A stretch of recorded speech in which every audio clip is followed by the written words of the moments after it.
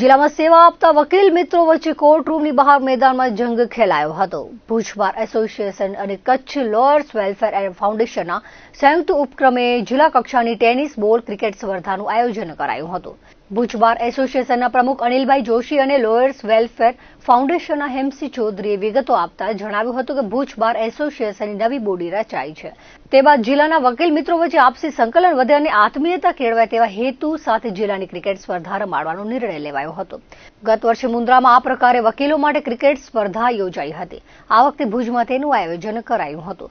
આ સ્પર્ધામાં કચ્છના 10 તાલુકાઓમાંથી 30 ટીમોએ ભાગ લીધો હતો, જેમાં અંજારની ટીમ ફાઇનલમાં વિજેતા થઈ ચેમ્પિયન બની હતી. દરેક વકીલ મિત્રો ખેલદિલી સાથે ક્રિકેટની રમતમાં જોડાયા હતા.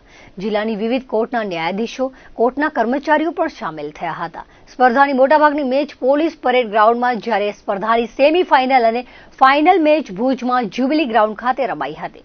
15મી જાન્યુઆરીથી શરૂ થયેલી સ્પર્ધાની ફાઇનલ 22મી ફેબ્રુઆરીએ રમાઈ હતી.